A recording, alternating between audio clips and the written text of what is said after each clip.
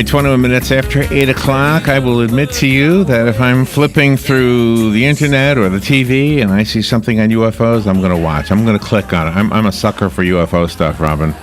And so that's why I'm disappointed that this interview is so short. Mark O'Connell is on the phone. I don't know if you pronounce it ufologist or ufologist or I don't know, but you get the picture. Mark O'Connell has written a book called The Close Encounters Man. This is a story about, let me get the guy's name, Kenneth Arnold, right? Private pilot Kenneth Arnold. Yep. Let's see, he was flying, I'm reading from the back of the book now. He looked out of his cockpit window and saw a group of 9 silvery crescents weaving through the peaks of the Cascades Mountains back in June of 1947. At an estimated 1,200 miles an hour. Do we have anything that goes that fast other than rockets nowadays? The scientific community, led by Allen Hynek, an astronomer hired by the Air Force, debunked the report. But then Hynek later on said, no, UFOs are real. So this is the story of that, of Hynek. The Close Encounters Man, how one man made the world believe in UFOs. Mark O'Connell is a writer for Star Trek The Next Generation, a couple of other, Star Trek Deep Space Nine has been feature film projects optioned in the development for Disney. DreamWorks Animation, oh my gosh, is this going to be a movie? Mark O'Connell, what an honor. Good morning, sir. Good morning. It's great to be here. Where are you right now? I am in southern Wisconsin right now. Ooh, go Packers. Robin is from Wisconsin. Did I hear? All right. Did I hear a Chihuahua? Do you have a Chihuahua? No, I don't. Oh, I thought I heard a Chihuahua. That's funny. You know what I like to do, Mark? I like to be the radio announcer that asks the question nobody else asks. So I think I just did it. Oh. I think you did. You scored. I don't think any other guy. You're not going to get that question. If you do, then there's got to be UFOs. That's what I think. Ooh. All right. So tell me, how did you get interested in this? And am is your track record indicating that this might be made into a movie? Well, that's an interesting story. There's actually a TV project that's already in development. We just found out about it about 3 weeks ago, so I can safely say that my Hynek project is first out of the gate. We have them beat by a long shot. But I'll just say my people are talking to their people, so we'll see how that develops over time. Nice. Okay, can I? I don't know if this means anything, but what do you believe about UFOs? Do you believe they're real?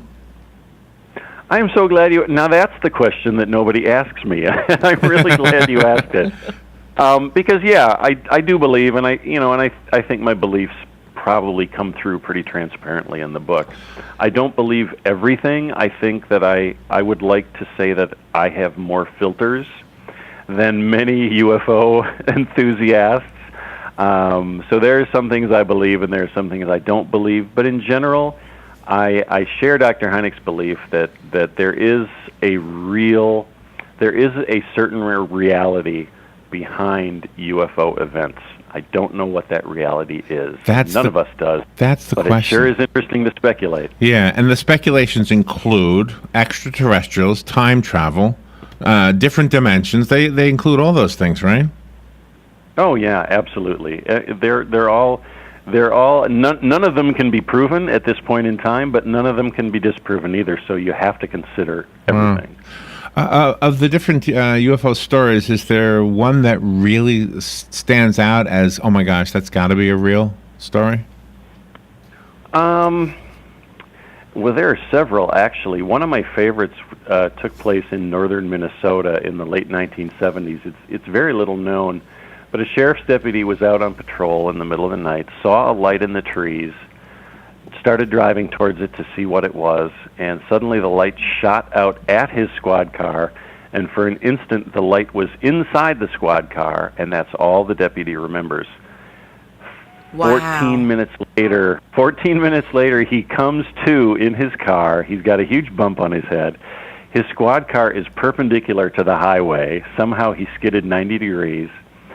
His windshield is shattered. There's a headlight shattered. One of the roof lights is shattered. There's a dent in the hood. A couple of the antennas on the roof have been folded neatly over 90 degrees. And the guy has retina burns. He has ultraviolet burns on his retinas. Wow. And he's one of these law enforcement guys who's just, he's like Joe Friday. He's dead serious, only the facts. Meticulous in recording his patrols, completely trusted by his chief and by his colleagues. And so he tells this one of his colleagues comes out and finds him on this lonely highway with his car across the road, and he's in shock, and his car has been battered, and it's a pretty credible case. And what I find extremely funny about this, and I haven't gotten there yet, but I'm going to make a pilgrimage someday, that squad car is still on display at this County Historical Society museum in northern Minnesota, intact. They never fixed any of the damage from this UFO encounter. So the car is like Exhibit 1 in my gallery of proof that UFOs are real. I think that's a really fascinating story. And I wanted to interview the deputy, but I came across an interview that he had done with Minnesota Public Radio just about a year ago, in which he made it very clear. He's like, look, I saw a light. The light came into my car. I'm very pleased with my mental health, so that's all I want to say about it. So I thought, you know what? I'm not going to call this guy up and badger him. I think he's made his wishes crystal clear. Oh my gosh, we have to wonder what it is. I think I'm on the same page you are, where I think some of them there has to be something to some of them.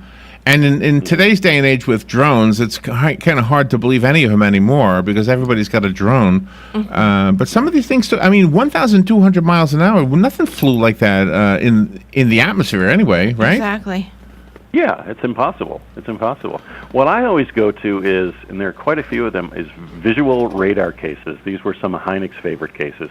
You've got witnesses on the ground who are watching something moving around in the sky, and then you've got somebody in a airport control tower who has a bogey on his radar in exactly the location where these people say they're seeing this thing, and it's moving in exactly the same way between the witnesses and the radar screen. Cases like that are pretty much impossible to explain away. Yeah.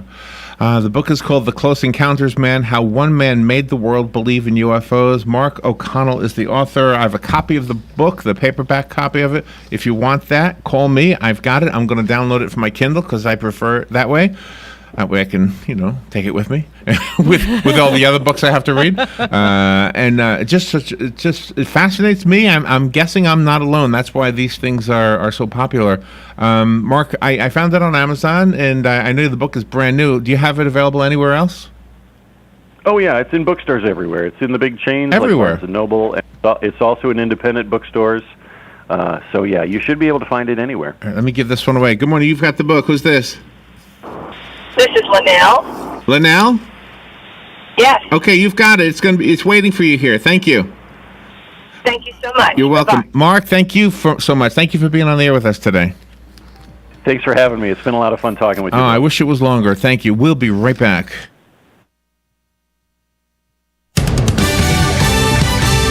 Fox News Radio. I'm Lillian Wu. The Russian president speaking out on former FBI Director James Comey calling his leaking of conversations with the president weird.